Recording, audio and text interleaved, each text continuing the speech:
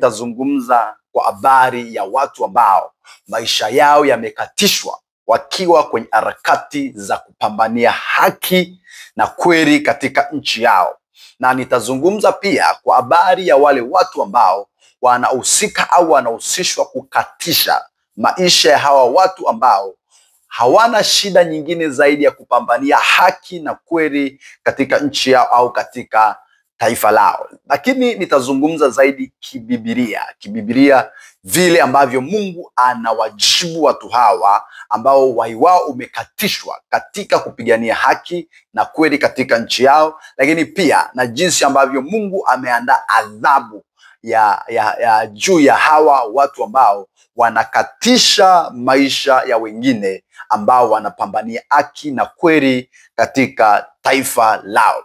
Kwenye amri 10 za Mungu iko amri moja inakataza usiue. Hiyo amri inasema usiue. Mungu alijua kabisa wako watu wana uwezo wa kuwaua wanadamu wenzao.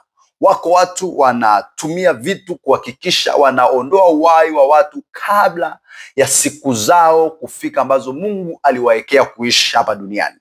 Ndugu zangu, ni kweli hatusemi tutaishi milele. Tunajua kila nafsi itaonja mauti. Kila mtu anayeishi kwenye dunia kuna siku atakufa, na kifo ndio njia pekee ambayo inamfanya mwanadamu aweze kuondoka hapa duniani. Lakini njia hiyo iko mikononi mwa Mungu tu. Mungu ndio mwenye ruhusa.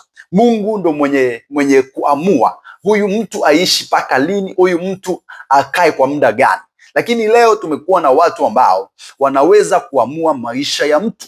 Sasa hawa wamekwenda kinyume na ile amri ya Mungu aliyoweka ya kwamba usiue. Lakini unaweza kuona kibiblia zaidi, Mungu alisema pia ukiua kwa upanga na wewe utauawa kwa upanga. Maana yake ni kwamba wako watu wanaweza kuua, wako watu wanaweza kufupisha na kukatisha maisha ya watu wengine. Sasa leo ninataka niongee na watu hawa wa aina mbili. Kuna watu ambao ndugu zao wamekufa au wametangulizwa mbele za haki kabla ya siku zao, na watu hao wamekuwa wakihuzunika na kulia na kumlilia Mungu sana juu ya Mungu kutenda haki juu ya ndugu zao ambao wameuawa au uhai wao umekatishwa kabla ya siku zao.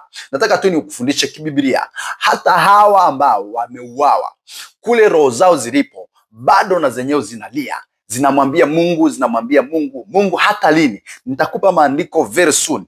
Hawa wanalia, wanamwambia Mungu hata lini utakawia kuto kulipa kisasi juu ya watu waishio duniani ambao wamekatisha uhai wetu. Nataka tukasome kwenye Biblia, na baada ya kukuwekea msingi huu utaweza kuona hasira ya Mungu ambayo imewekwa juu ya hawa watu ambao wanawawaisha wengine, wanawatanguliza wengine kabla ya siku zao. Na mbaya sana, hawa watu wanaoua wengine na kutanguliza wengine, wanawatanguliza wengine na kukatisha maisha ya wengine kwa sababu ya vitu vidogo ambavyo havidumu hata kwa miaka 100. Hebu tuseme leo mtu anamuua mtu ili apewe pesa, mtu anamuua mtu ili apewe madaraka, apate cheo, amiliki vitu vyote. Lakini ukija kuangalia, anayemuua mtu ili apate kitu ana miaka 30, ana miaka 50, ana miaka 60, ana miaka 70. Na kuanzia hapo kibiblia, mtu akiishi akiwa na nguvu sana katika dunia hii, akiwa na nguvu sana ni 70, 80. Kuanzia hapo ni miaka iliyojaa tabu na mateso. Hata kama una pesa, una uwezo wa kwenda kutibiwa India, my friend, my dear, hautaka upate maisha ya furaha hata kama una uwezo wa kufanya chochote kwenye dunia. Ukishafika miaka 70 na 80, mingine unayoingia hiyo ya 90 na ni miaka ya tabu tu. Na ndio maana watu wengi huwa wanapofikia miaka hiyo huwa wanarejea kwa Mungu sana. Ile kitabu kile cha Ufunuo Yohana sura ya 6 mstari ule wa 9, nitasoma kama ilivyoandikwa.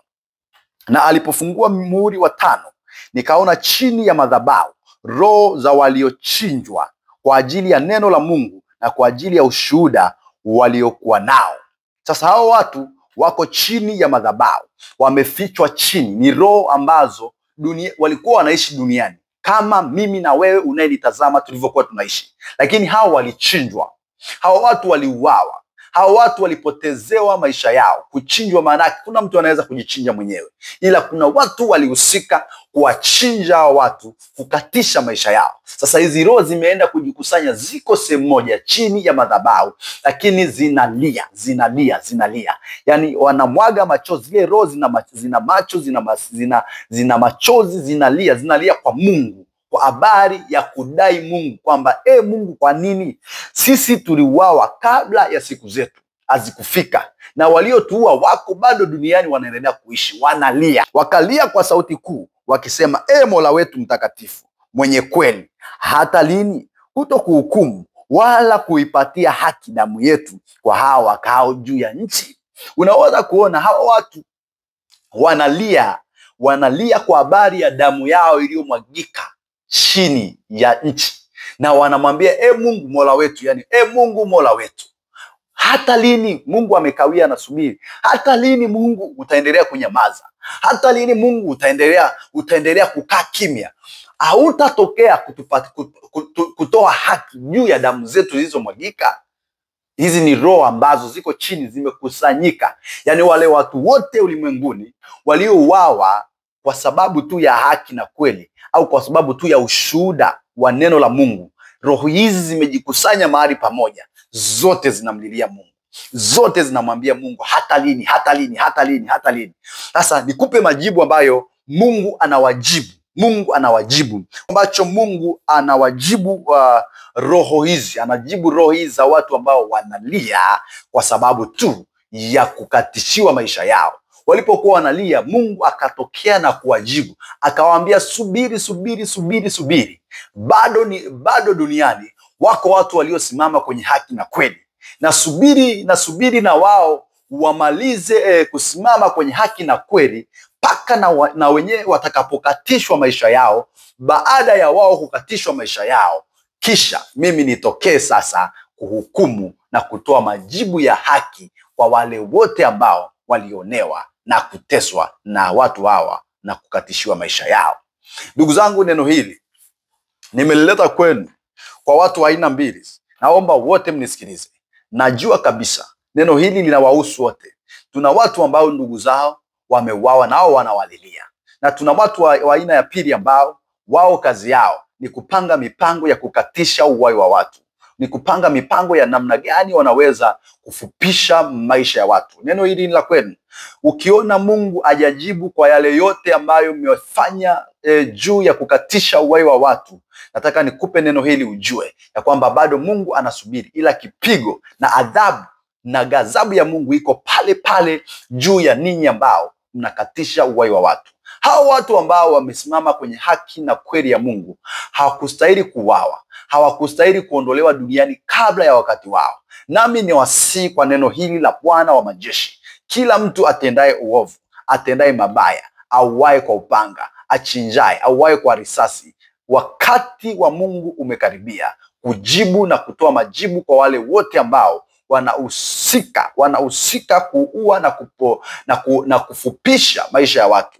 Rafiki yangu, ndugu yangu unayenitazama, kama wewe ni miongoni mwa watu ambao unamwaga damu za watu bila kuogopa, bila kusita, bila kuwa na hofu, wengine kabisa akili zenu mmeshazigeuza, mmekuwa zaidi ya ibilisi, kwa hiyo hamuogopi chochote kwa sababu mmemiliki dola, mmemiliki pesa, mna watu wanaowakingia vifua. Lakini nataka niseme, Mungu ambaye anahukumu kwa haki amekaribia. Mungu ambaye atatoa majibu ya haki juu ya roho zote zinazolia, wakati umefika. Mungu ibariki Tanzania. Mungu tupe uvumilivu Tanzania. Mungu shuka utoe majibu katikati ya Watanzania. Sasa ni saa yako, Bwana mfalme wa amani. Watoto wako wanakufurahia. Mungu akubariki kwa kunitazama.